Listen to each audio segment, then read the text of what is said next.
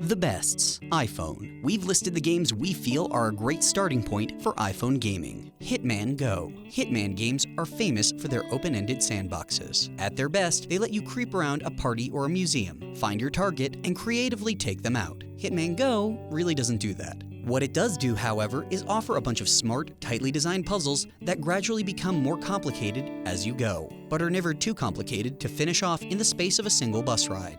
Down well. It's right there in the name. You jump down a well. You have guns in your boots, because of course you do. And as you plummet from level to level, you use those gun boots to shoot as many enemies as possible. Live long enough, collect enough gems, and you'll earn all manner of power-ups. Die, and you start over. It sounds simple enough, but like the best action roguelikes, Downwell is as deep as the bottomless pit in the title. DropSeven, Area Code's numerical puzzle game, may be the most perfect short session game ever created. As falling numbers land on a 7x7 grid, you need to make them disappear by making the number of vertical or horizontal spaces match the digit. Yes, it sounds tedious, but when the rules finally click in your head, it's a lifetime addiction. Device 6.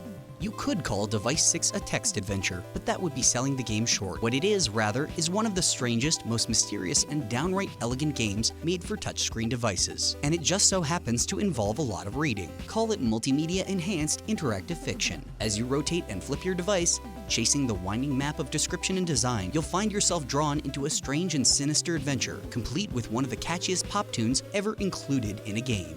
80 Days. 80 Days is a fantastical reimagining of Jules Verne's famous novel that casts you as Passepartout, manservant to the gentleman, Phileas Fogg. As a valet, you're responsible for packing the bags, negotiating at markets, and planning the itinerary on your journey around the globe. Each trip will be different from the one before it, and thanks to the game's peppy writing and frequent surprise detours, each trip will be a great deal of fun. 80 Days captures the joy and melancholy of travel with unusual wit and humanity.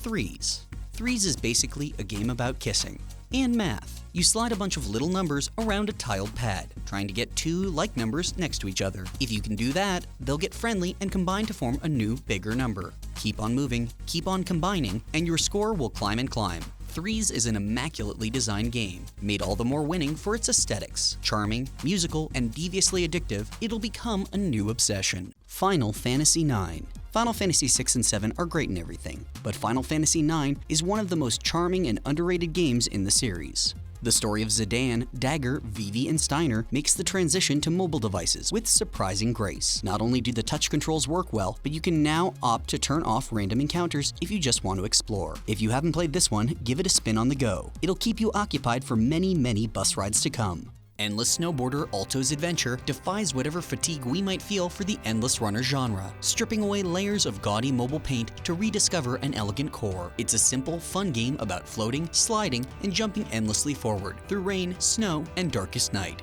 A dark room. You're in a cold, dark room. First, you get a fire going. Then, you head out in search of wood. After that, well, things develop. To say more would spoil what makes a dark room special. But suffice it to say, this game grows far beyond its humble origins.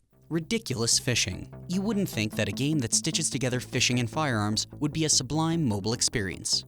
Well, maybe you would think that. And if you did, you're right, so good for you. Everything about Ridiculous Fishing, A Tale of Redemption, is both as ridiculous and as great as the title suggests. You'll be playing, fishing, and shooting for many hours to come. Super Hexagon. Super Hexagon is a game that will kill you in seconds. It's not impossible, but at first it seems like it is. A series of geometric shapes flows toward the center of the screen to the beat of the music, and your task is to dodge them. You won't. You'll die. At first, you'll die in seconds. If you get really good, you'll die in minutes, and you'll love every moment. Framed.